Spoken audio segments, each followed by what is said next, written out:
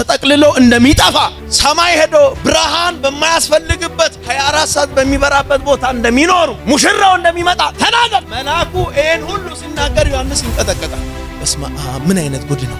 እንዲህ አይነት ቦታም አለ እንዴ? ኧረ አይኖቹ ከእሳት በላይ የሚያበሩ፣ ደረቱ በወርቅ መታጠቂያ የታጠቀ፣ እግሩ ከጋለ ናስ ይልቅ በጣም እሳት የሆነ ኃይለኛው አምላክ ብሎ ስለ ኢየሱስ ክርስቶስ ትልቅነት ሲናገር ዮሐንስ ሰማና እንደ ሞተ ሰው ሆኖ ወደቀ ይላል። ከዛ ተነስቶ በመልአኩ ፊት ዮሐንስ ብርክክ ሲል መልአኩ መጣና ዮሐንስ እዚህ ጋር ተሳስተሃል። ይሄን ሁሉ ሳወራ ታግሰ ሰምተ መጨረሻ ላይ ለኔ ልትሰግድ ነው እንዴ? ተነሳ! አንተ መልአኩ በሳቱ ያበራል ያስፈራ። መልአኩን አይቶ ዮሐንስ ሲመረከክ መልአኩ መጣና ጆና ብድግ በል እባክህ ተነስ፣ አንተ ለኔ መስገድ አያምርህም አለ። እናሳ እኔና አንተ ምን ሰግድለት አለ አንድ ሰማኛ አለ። ለኔ አው ምንም ነገር አያስፈልግም አታስቀስፈኝ አለ። እና ለማን ነው ተነሳ ምን ሰግድለት? አው እንኳን ለዘመናት አጠገቡ ሆኜ ፊቱን አይቼ ማላቀው ፊቱን ለማየት የማልችለው ከክብሩ የተነሳ ምድር ሚንቀጠቀጥለት፣ ሃሌሉያ ሰማይ በፊቱ እንደ እሳት ሚቀልጡለት ያ ኃያሉ አምላክ ጌታ ኢየሱስ ክርስቶስ ክብር ስግደት የሚገባው ለሱ እንጂ ለኔም ለፍጡራን ክብርና ስግደት አያስፈልግም። ስለዚህ ኢየሱስ በቀደደው መጋረጃ ጀርባ ላይ ላለው የሚከበር ሌላ ታቦት የሚሰጥ ክብር የለም። ታቦታችን እኔ ተራሱ ሰው ውስጥ ገብቶ የነገሰ የይሁዳ አንበሳ ኢየሱስ ይባላል። ሁና እንዴ አሜን በሉሲ።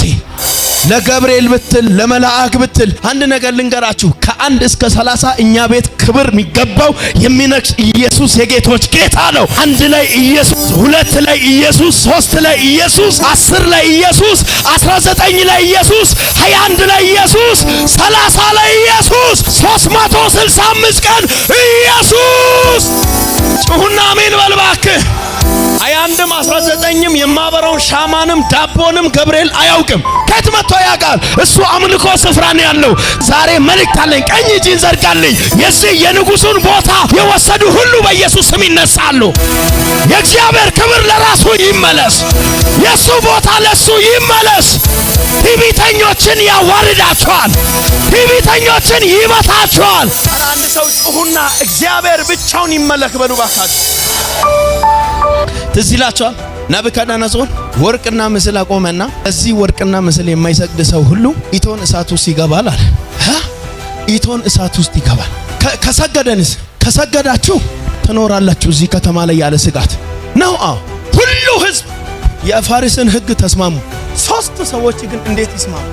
ለወርቅ ሰግደን ሰላም እኛ መቼም አናገኝም አለ። ሳይታይ አምላክ ነው ያለው አልፋ በሚለው ኤልሻዳይ በተባለው ጌታ ምናቀው አምላክ ለዚህ እየሰገደን ከመጣ የት ነው ምንገባው? ስለዚህ ያው ሲድራቅ አንተ ምን ትላለህ ስል አልስማማም አለ። አብደናጎስ እኔም አልስማማም። እንደዛ ከሆነ እሳቱ ውስጥ ብንገባ ሊያድነን ይችላል። ባያድን እንኳን እሱ መጥቶ ባያወጣን እንኳን እሱ በጌታ አሜን አትልም ወይ? ዛሬ የከበደብህ ችግር ከዚህ ኢቶን እሳት አይበልጥም። እገባለህ፣ ገብቶ ያወጣሃል። ለሱ ተለየ፣ ለሱ ኑርለት፣ እግዚአብሔር ያድናል። ስሙኝማ አንተ የከተማ ሰው ሁሉ ወደ ዱራ ሜዳ ቀጥታ ጉዟቸው ወደዛ። ለምን? ለወርቅና ምስል ሊሰግዱ። ሲድራቅ ሚሳቅ አብደናጎ 3ቱም በቤታቸው ላይ ብርክክ ብለው ያለና የምትኖር የነበርክ ያንተን ቦታ ለማንም ተራ ቆርቆሮ በኋላ ሲፈልጉ አውርዶ በይዶ ሌላ መኪና የሚያረጉለት የሚፈጭ ለጣዖት አንሰጥም። አንተኛ ቤት አንድም ቀን አይተንም አናውቅም። ሁሉ ጊዜ ግን በታምራት እጆችን አይተን እናውቃለን።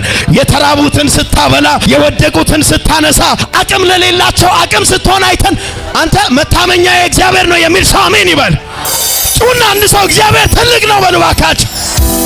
ስሙኝማ ናቡከደነጾር ንጉሳችን አቤት ሀገር ሙሉ ላንተ ስንት ሚሊዮን ህዝብ እሺ ብሎ 3 ልጆች አንተ ንቀዋል አሉ። ምን አሉ?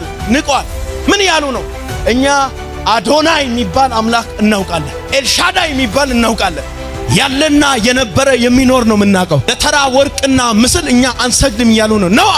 እሳቱን 7 እጥፍ አድርጉና አስፈራራቸዋል። እሳቱን 7 እጥፍ አድርጎ ሲድራቅ ሚሳቅ አብደናጎ አቤት እሳቱ 7 እጥፍ ሆኗል። ምናችሁም አይቀርም። ሐሳብ ከለወጣችሁ እዚህ ከተማ ትኖራላችሁ ሲል ስሙኛል። እኛ ዛሬ ሐሳብ ባንለውጥ እሳቱ ይበላናል፣ እንሞታለን። ሐሳብ ለውጠን ለወርቅና ምስል ብንሰግድ ሞት የሚባለው የመጣ ቀን አይቀርም። ሞት የሚባለው የሆነ ቀን ብንሰግድም ባንሰግድም ሞት የሚባለው እና ሞታችን ደግሞ ካልቀረ ከጥንት ጀምሮ ያለመድነው ለሱ ሰግደን ዘራችንን ስማቸውን ከምናስጠፋ ያለና የሚኖር የተባለ ባህርን እንደ ግድግዳ ከፍሎ ያሻገረ አለትን የሰነጠቀ የእሳትን ኃይል ያጠፋ እሱ እኛ ቤት አሁንም ይሰገዳል አሉ። ጩና አሜን ይባላል። መጨረሻ ላይ ንጉሥ ፊት አመጡ። ንጉሥ ትእዛዝን የናቁ እነዚህ ሰዎች ናቸው ነው። አዎ ውሰዱና እሳት ውስጥ አስገቡ፣ እጅ እግራቸውን አስራችሁ። ሐሳቡን አትቀይሩም። የኛ አምላክ ሊያድነን ይችላል። ባያድንም እንኳን ለዚህ ወርቅና ምስል አለመድ ነው። በእኛ ዘር ውስጥ እንደዚህ ወርቅ ፊት ሰግዶ ስዕል ፊት ሰግዶ መልስ መጥቶም አያውቅም። አንድም ቀን ታይቶ አያውቅም። ግን በምንፈልገው ሰዓት ዘግይቶብን አያውቅም። ሁሌ የምናገኘው አምላካችን እርሱ ነው ስግደት የሚገባው። ውሰዱት፣ እጅ እግራቸውን አስራችሁ እዛ 7 እጥፍ በሚነደው እሳት ውስጥ ክተቱ አሏቸው። የሚገርማችሁ ነገር እስከ እሳቱ በሩ ጋር እስከሚደርሱ ምንም ይታይ ነገር የለም። የሚደንቀኝ ነገር እጅ እግራቸውን አስሮ እሳት ውስጥ 1 2 3 ብሎ ሲጥሉ 4ኛው አብሯቸው እሳት ውስጥ ገባ። ይሄን ደግሞ አሳሪዎችም አላዩም፣ ጣዮችም አላዩም። አዛዡ ንጉሱ ታየለት ይላል። ቤተ መንግስት ላይ ያለው ንጉስ መጣና ቅድም ስንት ሰው ጥላቻል ብሎ ጠየቀ። ንጉስ ሆይ 3 ሰው ነው፣ ሲድራቅ ሚሳቅ አብደናጎ ተማርኮ የመጡ ምርኮኞች ናቸው። እኔ ግን ያየሁት 4 ሰው አይቻለሁ። አረ ንጉስ አናውቅም፣ 4ኛው ባያድነን እንኳን እሱ ባለበት ይኖራል ስላሉት ከ3ኛው ዙፋን ሊያድናቸው መጣ። እጅን ከፍ አድርግልኝ በጌታ ዛሬ ማታ ጎትቶ የሚያወጣ ክብር ያገኛል። ነገሪ ጋር በኢየሱስ ስም ትገናኛለህ። የኖርክለት ጌታ ያድንሃል። አረ ኢየሱስ የጌቶች ጌታ ነው። ንጉሥ ሆይ ልክ አይደለም፣ 4 ሰው አይቻለሁ አለ። ስትጥሉ 4 ሰው አይቻለሁ አለ። አረ ንጉሥ ሆይ ህዝብ ብዙ ሰው ምስክር አለ፣ የጣልነው 3 ነው፣ እኔ ግን 4 አይቻለሁ አለ። ከድኖ ቀን ሙሉ ካዋሉ በኋላ እዚህ ምድር ላይ ሰው ሁሉ የኛን እምነት በደም ይከተሉ ዘንድ በል ከእሳት ውስጥ አመድ የሆነውን አጥንታቸውን ለቃቅማችሁ አውጡና ከተማ ህዝብ አሳዩ። ቀን እሳት ውስጥ እየተቃጠሉ የዋሉትን ኪዳኑን ከፍቶ የተቃጠለውን አጥንት አመድ የሆነውን ለማውጣት ሲከፍቱ እድም የታሰረው እጅ ላይ የታሰረው እግር ላይ የታሰረው ገመድ የለም፣ ተፈቷል። ሰዎቹ እዛ ሽብሸባ ቀጠሉ።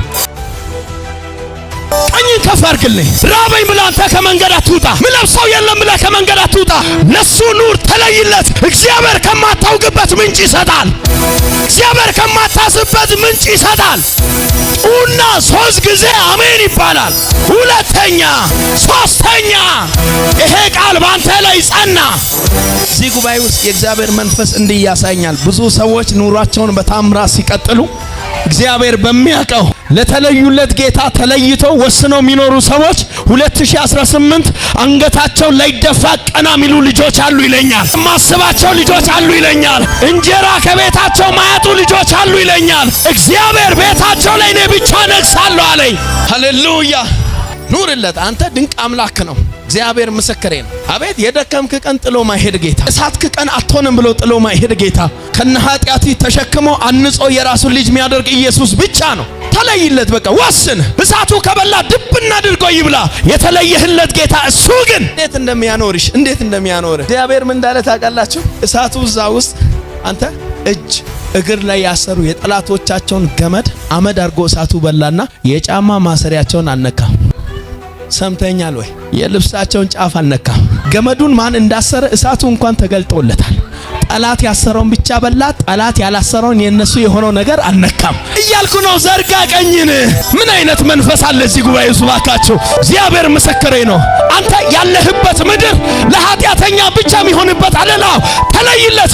እግዚአብሔር ብቻ ነው አንተን ብቻ አንቺን ብቻ ሊያግዝ ሞጆ ከተማ መጥቶ ይጎበኝሃል።